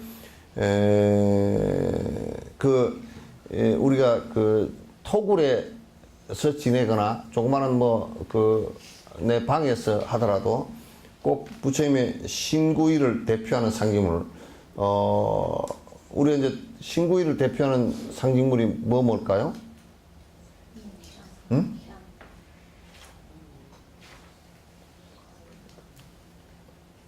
신을 신국 불상 이제 신은 주로 불상이나 탑을 얘기해요. 그죠? 의는 경이죠, 그죠? 그래서 이제 경장과 보통 경률론 3장을 갖다가 안치를 한 게 좋고, 불상 안치하거나 또는 또는 탱화를 안치하거나, 또는 이제, 탑을 전치를 하거나, 그래서 이제, 지금 우리 불단에 모셔져 있잖아요. 그죠? 불단에 모셔져 있는 것은 대부분의 거기에다 맞추어서 이제, 모셔진 거예요. 단위에 배치하면 이런 허공 중에 그대로 관상을 해도 좋습니다. 그러니까 안 모시셨을 때는 그대로 이제 관상을 그대로 하는 것이 좋습니다. 공양은 하던 방식대로 올리는 것이 좋습니다. 그러니까 하던 방식대로 그러니까 주구들은 맨날 하니까 그런데 우리는 맨날 안 하잖아. 그럼 하던 방식대로 안 할까? 우리는 맨날 안 하잖아요, 그죠?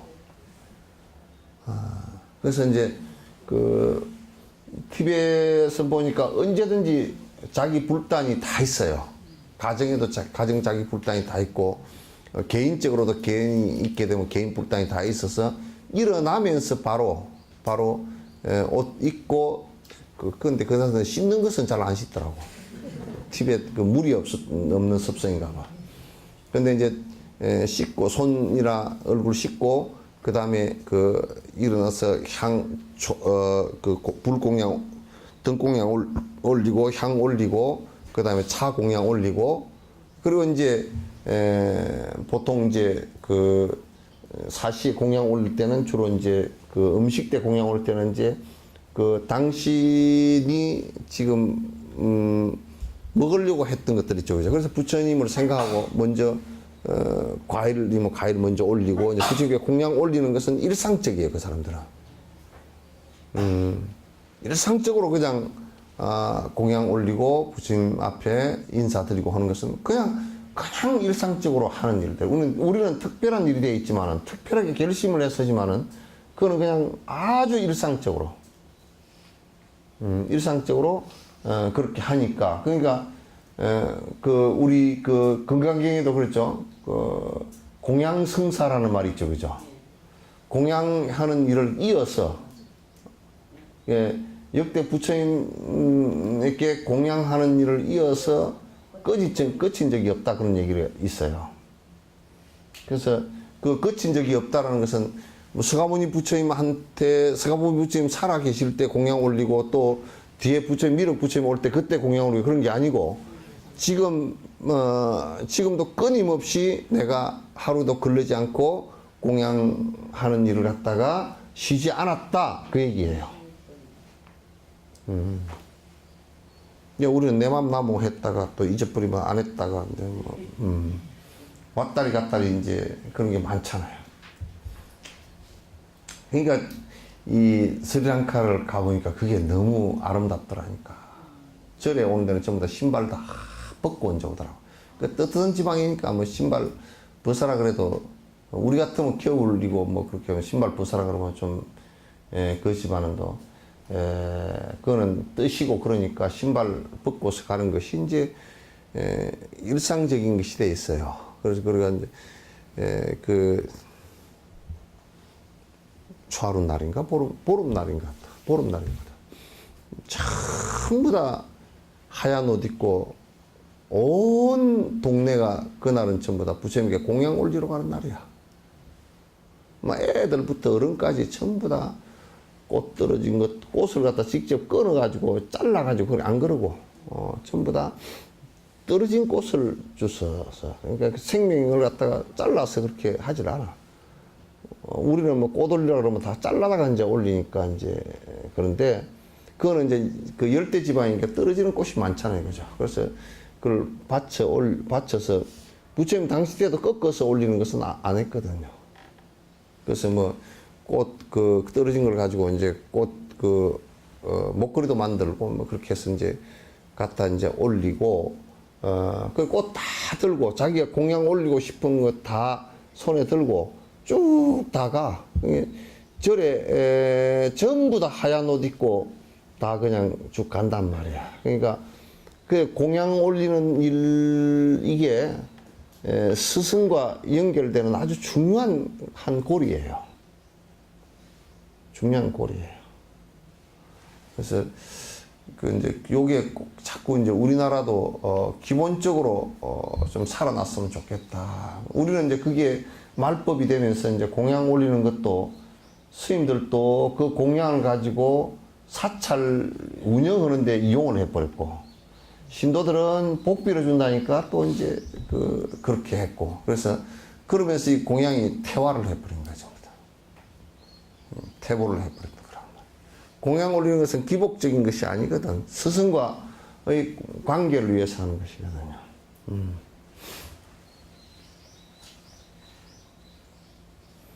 가진 것이 넉넉하다면 풍족하게 올려도 무방하고 또 그렇지 않다면 또 가진 것이 좀 가난하고 그렇다면 또 가난한 대로 꽃 한 송이라도 이렇게 올리고 하는 것이 좋다. 이면 불상이나 다른 것들이 없으면 억지로 구하려고 하지 않아도 됩니다. 꼭 그러니까 내가 불상이 없어서 공부를 못 하겠네 그렇게 할 필요는 없다고 말이야. 그건 공부 안 하는 핑계야. 꼭 애가 공부라 그러면 공책이 없었어요. 공책 사다 주면 연필이 없었어요. 연필 사다 주면 아이고 무슨 뒤에 꼬리뼈가 아파서요 못 앉았고 뭐 전부 다 안 하는 것으로 되면 전부 다 그런데 하는 것으로 되면 없어도 하고 있어도 하고 그렇게 한단 말이에요. 마치 공부하려고 준비하는데 준비하는 것이 너무 복잡해가지고 너무 복잡해서 오히려 그냥 공부가 늦어지고 그러면 안 된다 그 말이죠. 부정하게 유통되는 탱화 등을 사용하면 안 됩니다. 그러니까 부정하게 유통된다. 그러니까 참 우리나라는 탱화가 부정하게 유통되는 게 더 많은 것 같아.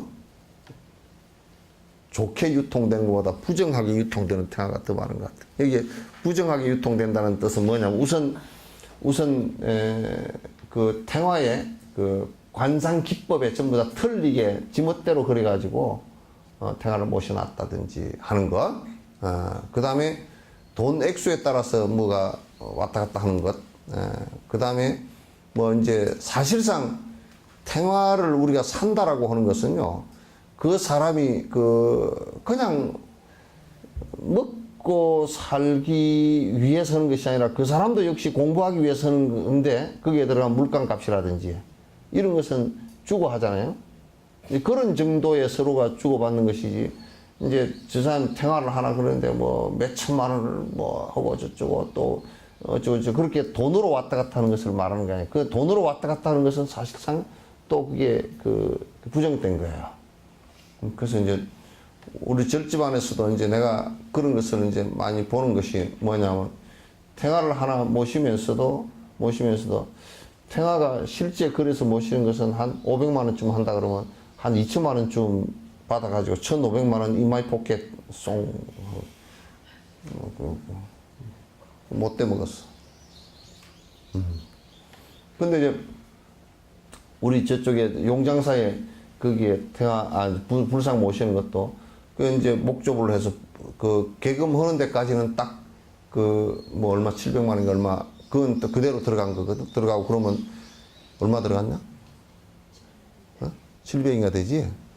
그렇게 그 조각해서 개금해서 모시는데, 그런데 사실은 또 안에 그건 딱 불상 값만 그렇게 된 거든. 그러니까 안에 이제 복장을 해야 돼요. 복장하는데 하고, 그것도 이 불상 값만 딱 한 것이기 때문에 사실 그게 모시고 복장하고 저만 하는 것은 그 불상을 모신 분들이 그건 다 해야 돼.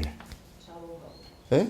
돈을 이를테면 뭐 1,000만 원 정도 다 처음부터 받아가지고 이게 그냥 이러저러 우신두신 다 됐다 이 얘기 아니고, 불상값 딱 그렇고, 그 다음에 그게 복장하고 또 저만 하는 것은 그거는 본인들이 불상값에 포함을 내가 시키지 마라 그랬어. 불상값은 불상값대로 그렇게 딱딱 하라 그랬어. 그렇게 하라 그랬어. 그래서 정확하게 알려주기 위해서 이제 그렇게 하라 그랬어요. 안 그러면 막 우신두신 그래가 뭐 남았니 뭐 대전이니 그렇게 하지 마라 그랬어.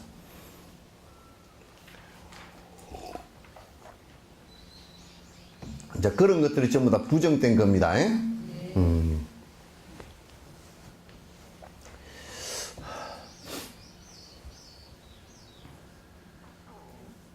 나는 그냥 닮아도 그냥 막 이래가지고 해가지고 무슨 수맥 막는다고 또 갔다. 그게 뭔 수맥을 막는? 닮아가 무슨 맨날 물만 맞고 있나?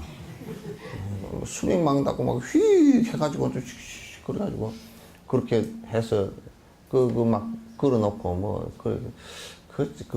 별로 그렇게 마음에 안 들어. 그건 사실 탱화나 그런 것이 아니고 그냥 한 예술 작품으로 누가 그렇게 표현을 했다 그러면 옳은 얘기지만은 탱화나 그런 얘기들은 아니에요.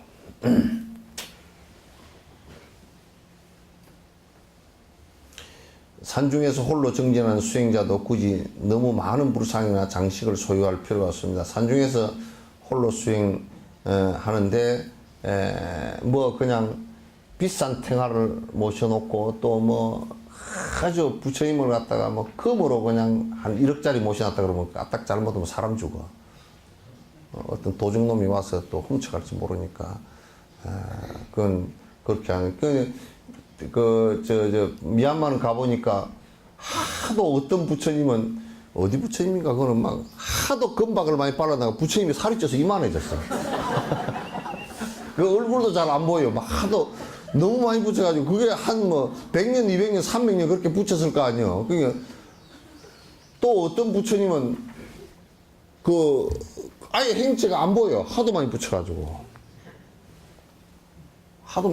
그래가지고 야, 진짜 금박을 저렇게 많이 금박을 그 얇은 걸 갖다가 붙여가지고 이렇게 싹싹 문질러 놓잖아요, 그죠? 그러면 딱 붙고 딱 보는데. 그런데 그게 그 마을 사람들이 워낙 착하고 또 부처님에 대한 신심이 강하고 또 이제 그러니까 금이 하여튼 어떤 부처님은 금이 몇백 킬로 그렇게 넘는데 금값만 해도 몇십억이 넘는 거야.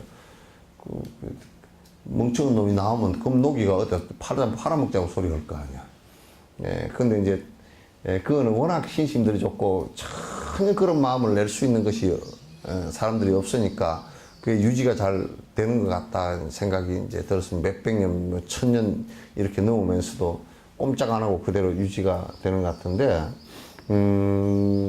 요즘 우리는 좀 세상이 하수상하고 험악해서 또 이제 정진하는데 막 아주 뭐 비싼 불상을 갖다가 모셔놨다, 뭐 아주 무슨 뭐 보석을 갖다가 어떻게 했다 그러면 까딱 잘못하면 그만 빼간다고 이제 문화재라 그래가지고 들어가는 놈도 꽉 찼잖아요, 그죠? 저희 집안에 그 오래된데 막 그 문화재라 가지고 들고 가버린 게 꽉 찼어요. 나뭐 묘도 들고 가버려. 부도를 들고 가버리니까. 부도도 들고 가가지고 저번에 어디에서 누가 참 되게 돈만 많고 갑자기 멍청하게 돈이 들어간 사람인가 봐. 그 나보고 감정을 좀 해달래. 그래 가니까 그 마당에 그 부도가 2개가 있더라고. 부도를 2개 누가 훔친 걸 갖다 놓은. 이거 스님들 무덤이요. 그랬더니 에이 깜짝 놀래가지고 요따 놔두면 안 되는데 내가 뭐라 그랬어. 이 무덤을 갖다 집안에다 왜 갖다 놨어 그랬더니 그게 무덤입니까 그래. 그렇지 화장해가지고 빼어있다 넣어놨던 거요 그랬더니 깜짝 놀래가지고 그럼 그걸 어떻게 할까요? 어디서 샀어 그래. 얘 누가 갖고 와서 샀다고. 뭐라고 샀어 그랬더니 석조물이 좋은 거라고 샀다고. 정원 장식으로. 보니까 한 200년 된 것 같아. 200년 된 건데 어디 절에 있는 거 그냥 굴려가지고 그냥 싣고 와서 그 사람이 이제 멍청한 사람한테 돈 받고 팔아먹었어. 그래서 이제 그 무덤이니까 갖다 놓지 마시오. 그러면 내가 뭐라 그러고 나왔어. 그러니까 나는 나중에 죽으면 그 부도도 만들지 말라고 그렇게 얘기했어요. 누가 또 굴려가지고 갖고 가버리고. 그것도 만들지 마시오. 괜히 만들어가지고, 부처님 부처님 탑도 가서 보니까 그냥 안타깝더라고. 회계도들이 13세기에 딱 두들 부셔가지고, 지금 또 IS 그것보다 더해, 그때는. 다 죽이고, 그냥 별 환란을 다 일으키고, 죽이고, 부시고, 불질르고, 그냥, 말도 못했어. 아마 이 세상에 회교만큼 종교적으로 다른 것을 파괴한 종교는 없을 거야. 지금도 계속 파괴하고 있고. 뭐 한다고 그렇게 분노를 일으켜가지고 남은 종교를 그렇게 하는 걸로.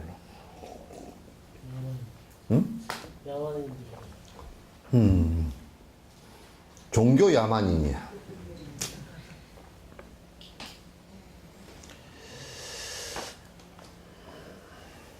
도둑들의 호기심만 자극할 뿐입니다.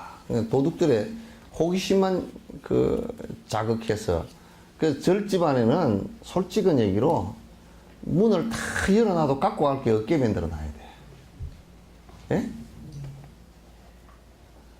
문을 다 열어놔도 갖고 갈 게 없으면 편안하잖아.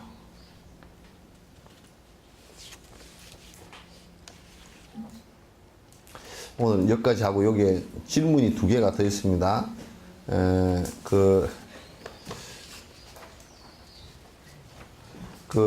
스님의 법문은 이게 질문이 한 가지로 잘 딱 이게 집중이 안 되고 막 이것저것을 물어봐서 스님들께 법문 중에 알로키테스와리아 관자재보살, 간센보살 그리고 티베트 달라이라마 한국인 법문에서는 사수관음 등등의 간센보살이 많이 등장합니다. 요 등장하는 것은요, 이제 우리가 부처님 상이나 간센보살님 상 이런 것을 얘기할 때는 그게 뭐냐면 변상이에요, 변상. 그러니까 그 경전 속에 나와 있는 그 내용을 갖다가 그림을 그렇게 그려서 그 표현을 했거나 상을 그렇게 만들어서 표현을 한 것이거든요.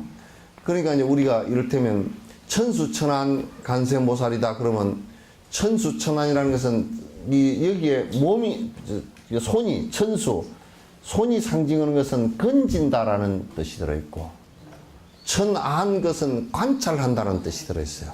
이게 천수천안 그러면 관찰할 수 있는 능력이 그만큼 크다라는 뜻이고 또 건진다라는 것은 손을 청개하는 것은 그 건질 수 있는 능력이 그만큼 크다는 뜻이잖아요.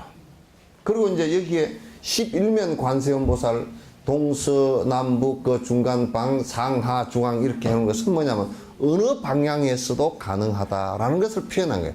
그 불상이 또 그 사비간음에서 손이 4개인 관세음보살이 실제 그게 존재하는 것은 아니에요.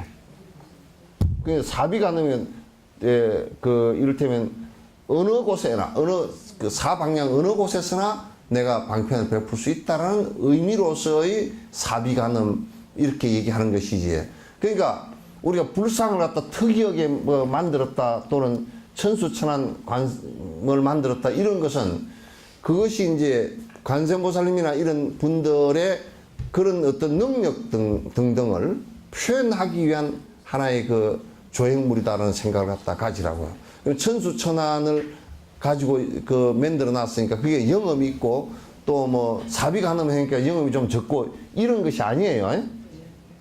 여기에서 이제 그와 같이 그거는 그 모든 상과 탱화들은 경전 속에 나와 있는 내용들을 갖다 전부 다 그 모양을 나타내서 실제 그 도행을 그리거나 또는 그 상을 그렇게 만든 것이다 라고 생각을 하시면 돼요.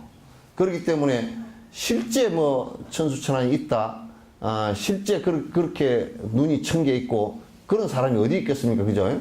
그런 상징적인 비유다 이제 라는 것을 갖다 생각을 하시고, 관세음보살께서 어릴 때 양 엄마가 아버지 몰래 형제를 버렸는데 이거는 이제 그 설화가 있어요. 아주 오래된 관세음보살 부처님께서 말씀하신 관세음보살님과 대세지보살님이 그 양 엄마가 갔다가 고도에 아주 그 물도 안 나는 저 해안 절처 그거가 산 이름이 보탈락가예요. 그 섬 이름이 우리 같으면 백도 같은 데다가 갖다 버려버렸어요. 그래서 거기서 굶어 죽으면서 목말라서 죽으면서 우리와 같이 어려움을 당하는 모든 사람들이 우리를 찾기만 이름 한마디로 찾기만 해도 우리가 거기 가서 도와주자라는 원을 세우고 그 원을 세세생생 계속 반복하면서 그래서 관세음보살님처럼 능력이 일체 중생을 위해서 관하는 관찰력이 커지고 또 일체 중생을 위해서 여러 가지 힘이 생겼다 그러죠. 그래서 이제 그렇게 이제 그 설화가 있고요. 그 석전사에서는 남님과 꽃님바라보 입보행론 등을 법문하시는데 그래서 또 질문을 이었습니다. 티베트는 마하깔라라고 하는 보살이 있고 또 관세음보살의 분노한 모습이 무엇인지 또 티베트의 어느 지역에서 마하깔라가 출현해서 알았다고 하고 등등 얘기하는데 무슨 뜻인지 또 불교통에서는 금강수보살 뭐 질문이 많아. 금강수보살과 마하깔라가 이게 마하깔라라는 것은 뭐냐 분노존 그렇게 얘기하는데요. 이건 다른 뜻이 아닙니다. 문수 분노존 같은 경우는 우리가 화를 낸다는 것은 어디에 화를 내야 되겠는가 하는 거예요.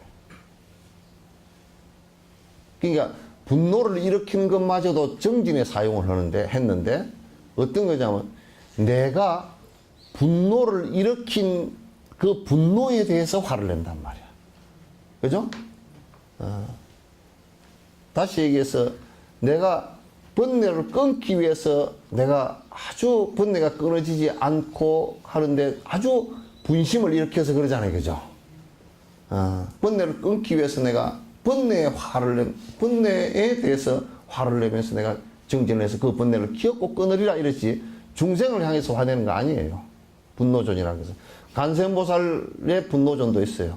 일체 중생을 위해서 분노를 내는 것이 아니라 내가 내 번뇌를 끊는 번뇌에 대해서 번뇌를 끊지 못한 것과 번뇌에 대해서 분노를 일으키면서 내가 아주 분심을 일으켜서 열심히 정진한다는 것인데 그게 이제 마하깔라 보살이 그렇게 해서 성취를 했다는 거예요. 그래서 그 마하깔라는 그런 뜻이고 또 어디에서 출현했다는 그런 얘기는 내가 잘 모르겠고요. 또 금강수 보살이나 또는 이런 그 보살들은 그 금강수는 부처님의 분노한 모습이라는데 그런 게 아니에요. 금강수 보살이라고 따로 있어요. 금강수라는 이름을 가진 보살이 그 수많은 오랜 생의 보살들이 수없이 많이 계셨는데, 이름이 우리는 지금 대충 알고 계신 분이 4대 보살 이렇게 알고 계시잖아요. 그죠? 많아요. 준재보살도 따라보살, TBS는 따라보살이라 그래요. 그 준재보살도 계시고, 금강수보살도 계시고, 또 여러분 뭐, 천수경에 보면 11면 보살, 간세 무슨 뭐 많죠. 그죠? 그런 많은 보살들이 있는데, 보살들이란 분들은 전부 다 대승불교를 수행해서 어느 위치에 오른 분들이기 때문에, 그 각자의 보살로서의 수행자들입니다. 그래서 아직 부처님에 이르지는 못했지만은 일체 중생을 위해서 계속 열심히 노력하시는 분들이거든요. 이번 내용에 대해 질문은 아니래. 그런데 티베트 2세이고 지금 한국에 와서 네팔로 망명해가지고 한국에 와서 이제 어디에서 아마 한국 여자분과 결혼해가지고 장사를 하고 있는데, 지금 이제 네팔에서 큰 지진이 일어났는데, 좀 여기서 도와줄 수 없겠느냐. 자기 네팔로 망명해서 그렇게 이제 와서 근데 그 부분은, 지금 제 생각에 초파일 때 조금 모금을 하는 것도 괜찮겠다 해서 모금해서 한 창구를 통해서 보내드리는 것도 괜찮겠다. 지금 아마 네팔에 그 방송 나온 것을 보면 뭐 3,000명, 한 5,000명 정도, 처음에 뭐 1,000몇백 명 얘기 나는데, 나는 7.8의 진도, 강진 지진하고, 또 그 다음에 네팔의 실정들을 내가 몇 번 가봐서 알기 때문에 거의 10,000명에서 15,000명 이상 죽었을 거로 봅니다. 그리고 그 집이 솔직히 얘기로 네팔 카트만두에 이렇게 비행기 타고 이렇게 내려가는데 무슨 느낌이 딱 들었냐면 청계천 60년대 느낌이에요. 비행기 타고 이렇게 쭉 내려가는데,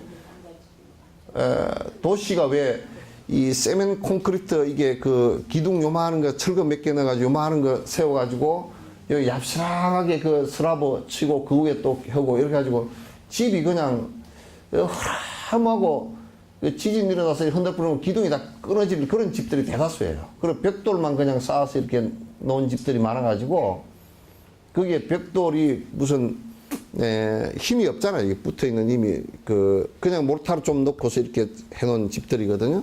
이렇게 흔들어 버리면 그냥 다 우르르 다 무너질 집들이에요.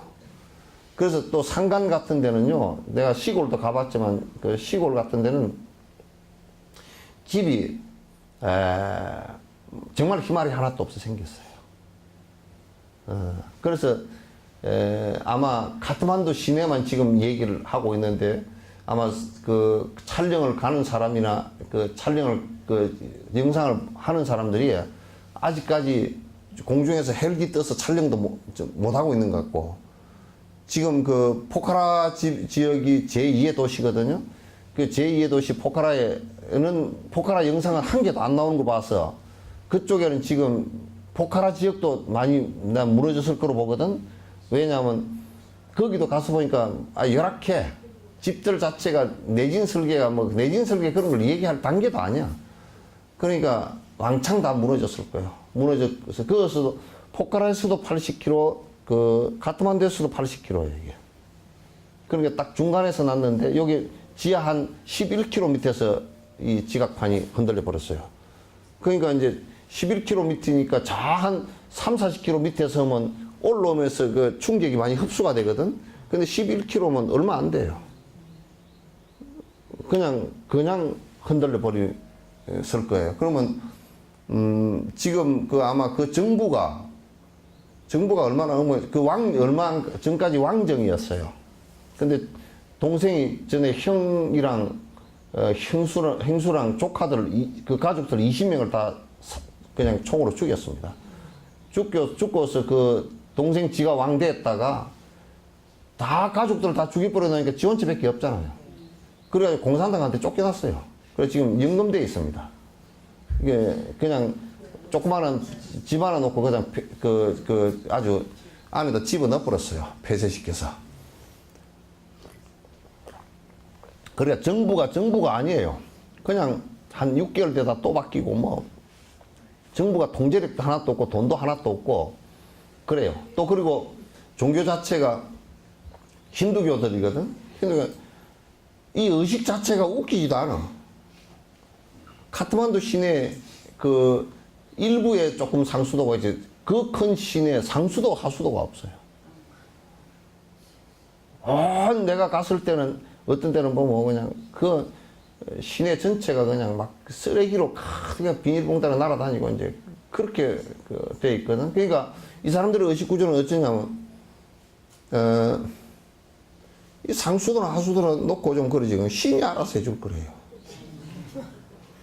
신이 뭐 하수도 공사하는 사람들이야. 그러니까 이 의식 구조 자체가 희한해. 그러니까 나는 내가 제일 불편했던 것이 넘어오면서 그 도로가 발끝이 간질간질해. 차는 다 썩어 빠졌지. 브레이크 하나만 터져버리면 그냥 굴러내리 떨어지는 그런 곳인데도. 그래 또 가가지고 그 옆에다 신전을 하나 세우는데 그것도 해놓고 또 씻고 가서 심눕히 놓고 절해. 이게 뭐 좀 이거 길을 고치지 그러니까. 그것도 신이 알아서 할 일이지. 사고 나는 것도 신이 알아서 할 일이고 전부 다 그렇게 돼 있어. 그 얼마나 미신이냐고. 미신, 광신 뭐 이름을 다 붙여도 붙일 게 없어. 그러니 개선될 가능성이 별로 없어요. 별로 없어요. 이게 참 이게 그 가난으로부터 벗어나고 이 혼란으로부터 벗어나기가 무척 힘들겠다는 생각을 많이 합니다. 그러나 거기에 이제 주로 불교가 수얀부라도 사원 부근에 있는 것은 티베트 불교들이에요. 티베트 불교 사람들이 이제 신심 있게 공부하고 가르치고 학교 세우고 이제 그렇게 해서 가르치고 있어서 가서 그 성지 부근에 이렇게 이제 해서 그게 참 좀 좋게 보이고 그러나 지금도 보니까 이제 카트만두 시내 유네스코 등재된 그 유적이 7개가 되는데 그 중에 4개가 완파가 돼 버렸어요. 탑이랑 완파가 되어서 그건 유네스코에서 복원하겠다고 유네스코에서 발표를 갖다 했습니다. 그래서 이제 요 얘기는 뭐 초파일 때 좀 이렇게 우리가 모금할 수 있는 것은 모금해서 그쪽으로 한 창구가 나오면 왜냐하면 그게 지금 쉽게 그 무너진 거 철거하거나 복구하는 것이 어려울 거예요. 어려울 건데 좀 이게 우리가 좀 도울 수 있는 방법이 뭐가 있는지 생각하도록 하겠습니다. 자, 끝내죠.